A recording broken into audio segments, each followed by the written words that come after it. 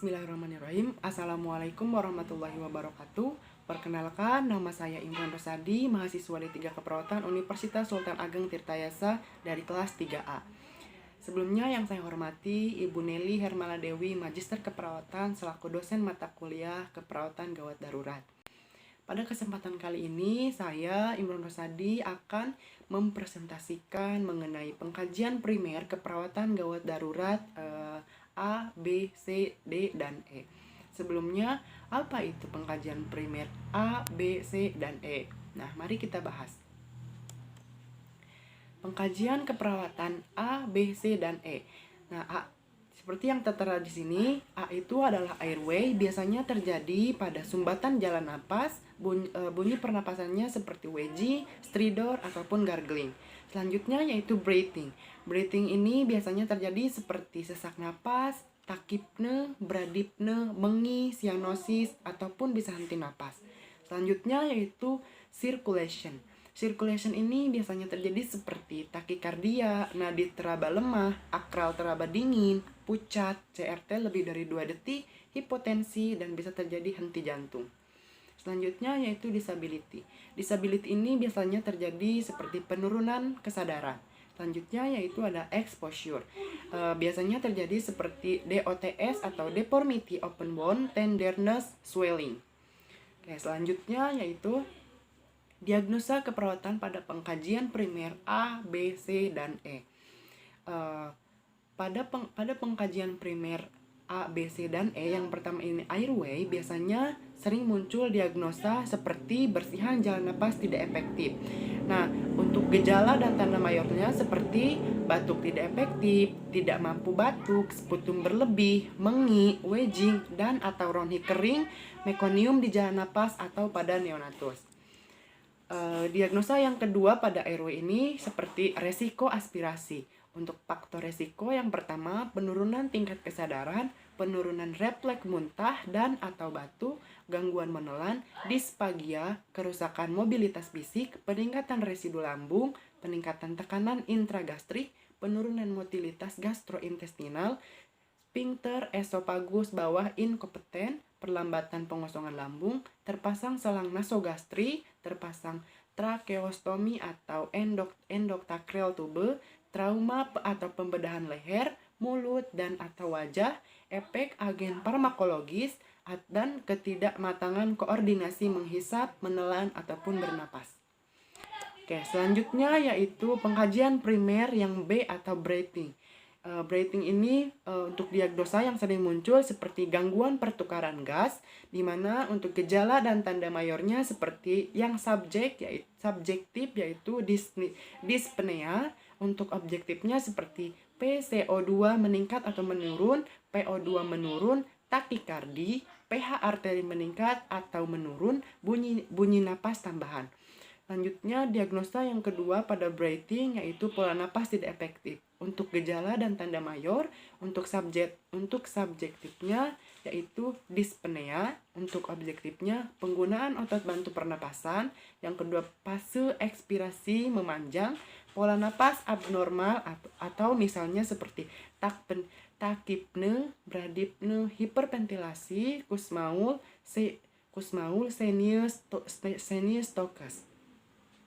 Selanjutnya, diagnosa yang ketiga pada breathing yaitu gangguan ventilasi spontan. Untuk gejala dan tanda mayor, subjektifnya seperti dyspnea, untuk objektifnya seperti penggunaan otot bantu napas meningkat, volume tidal menurun, PCO2 meningkat, PO2 menurun, SaO2 menurun. Selanjutnya yaitu pengkajian primer yang C yaitu circulation, di mana diagnosa yang muncul pada pengkajian primer circulation yang pertama yaitu hipervolemia atau hipovolemia. Yang pertama yaitu hipervolemia, di mana untuk gejala dan tanda mayor. Untuk subjektifnya seperti ortopne, dyspnea, paroksimal, nokturnal dyspnea atau PND. Untuk objektifnya seperti edema anaskara dan atau edema perifer. Berat badan meningkat dalam waktu singkat, jugular venous pressure atau JVP dan atau central venous pressure atau CVP meningkat. Refleks hepatojugular positif. Selanjutnya yaitu hipovolemia. Gejala dan tanda mayornya seperti frekuensi nadi meningkat, nadi teraba lemah, tekanan darah menurun, tekanan nadi menyempit, turgor kulit menurun, membran mukosa kering, volume urin menurun, dan hematokrit meningkat. Untuk diagnosa yang kedua pada pengkajian primer circulation, yang kedua yaitu adalah gangguan sirkulasi spontan. Untuk gejala dan tanda mayor, untuk subjektifnya tidak berespon, untuk objektifnya seperti frekuensi nadi kurang dari 50 kali per menit atau lebih dari 150 kali per menit. Selanjutnya tekanan darah sistolik kurang dari 60 mmHg atau lebih dari 200 mmHg. Frekuensi napas kurang dari 6 kali per menit atau lebih dari 60 kali per menit. Selanjutnya kesadaran menurun atau tidak sadar. Selanjutnya untuk diagnosa pengkajian primer yang circulation, diagnosa yang ketiga yaitu penurunan curah jantung. Untuk gejala dan tanda mayor, subjektifnya seperti perubahan irama jantung. Yang pertama yaitu palpitasi. Untuk objektifnya perubahan irama jantung. Untuk selanjutnya yang pertama yaitu bradikardia atau takikardia, dan yang kedua itu gambaran EKG aritmia atau gangguan konduksi. Yang kedua yaitu untuk subjektifnya perubahan preload atau lelah. Selanjutnya untuk objektifnya perubahan preload seperti edema, distensi vena juguralis, central venous pressure atau CPP meningkat atau menurun, dan hepatomegali. Selanjutnya untuk subjektif yang ketiga yaitu perubahan afterload yang seperti dyspnea. Untuk objektifnya seperti perubahan afterload seperti tekanan darah meningkat atau menurun, nadi perifer teraba lemah, kapilari refill time lebih dari 3 detik, oliguria, warna kulit pucat, dan atau cyanosis. Selanjutnya untuk subjektif perubahan kontraktilitas seperti paroksimal nocturnal dyspnea atau PND, ortopne, dan batuk. Selanjutnya untuk objektifnya perubahan kontraktilitas seperti terdengar suara jantung S3 dan atau S4. Selanjutnya ejection fraction atau EF menurun. Untuk diagnosa selanjutnya pada pengkajian primer circulation yang keempat yaitu perfusi perifer tidak efektif.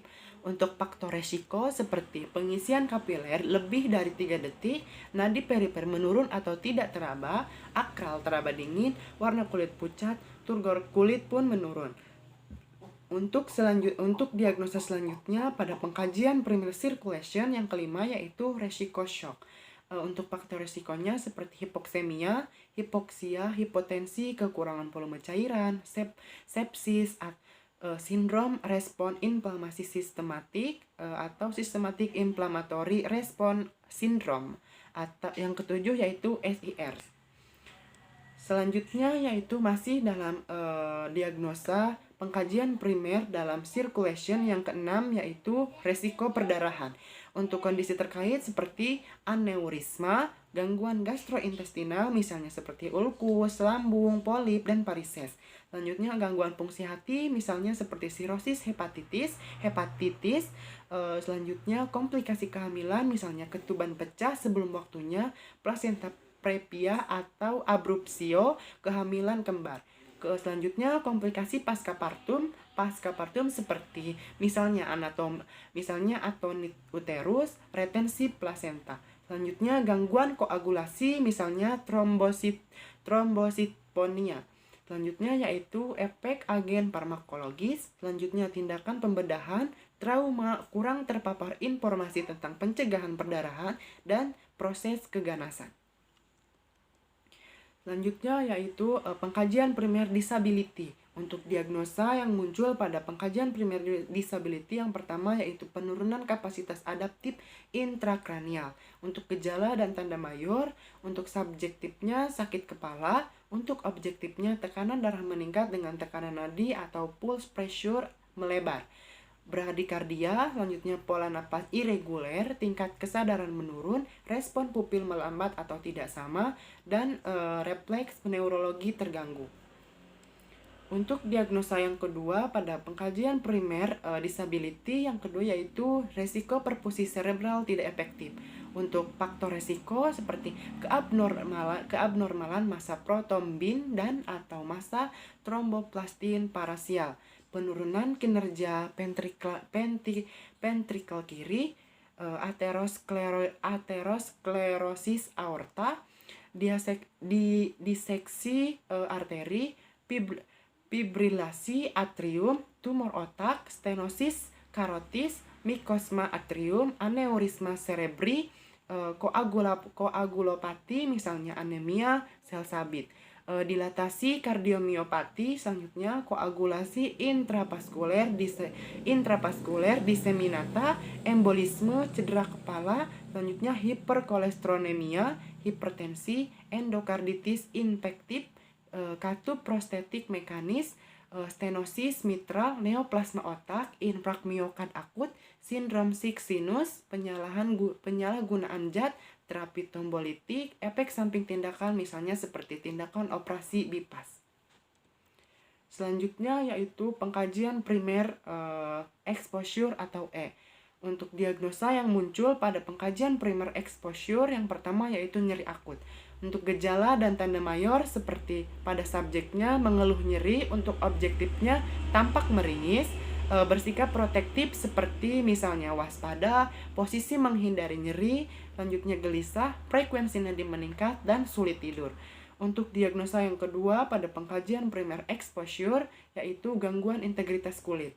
Untuk gejala dan tanda mayor seperti kerusakan jaringan dan atau lapisan kulit. Untuk diagnosa yang ketiga pada pengkajian primer yang exposure yaitu risiko cedera. Untuk faktor risiko eksternal seperti terpapar patogen, terpapar zat kimia toksis, terpapar agen nosokomial, ketidakamanan transportasi. Untuk internalnya ketidaknormalan profil darah, perubahan orientasi afektif, perubahan sensasi, disfungsi autoimun, disfungsi biokimia, hipoksia jaringan, kegagalan mekanisme pertahanan tubuh, malnutrisi, perubahan fungsi psikomotor, dan perubahan fungsi kognitif. Selanjutnya yaitu untuk diagnosa selanjutnya pada pengkajian primer exposure yaitu resiko jatuh. Untuk faktor resiko seperti yang pertama usia lebih dari 65 tahun atau pada dewasa atau kurang dari 2 tahun pada anak-anak.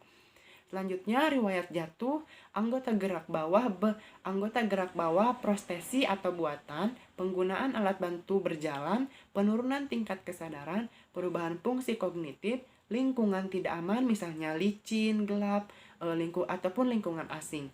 Selanjutnya kondisi pasca operasi, hipotensi ortostatik, perubahan kadar gula darah, anemia, kekuatan otot menurun, gangguan pendengaran, gangguan keseimbangan, gangguan penglihatan misalnya glukoma, katarak, ablasio retina, neuritis ataupun optikus. Selanjutnya neuropati dan terakhir yaitu efek agen farmakologis misalnya sedadi, alkohol, anestesi dan anestesi umum. Oke baik, itulah tadi penjelasan mengenai pengkajian primer, airway, breathing, circulation, disability, dan exposure. Tadi juga disertai dengan diagnosa-diagnosa pada yang sering muncul pada pengkajian primer, airway, breathing, circulation, disability, dan exposure. Mungkin hanya itu yang dapat saya sampaikan. Mohon maaf apabila ada salah dalam pengucapan kata-kata saya. Kurang dan lebihnya mohon maaf. Wassalamualaikum warahmatullahi wabarakatuh.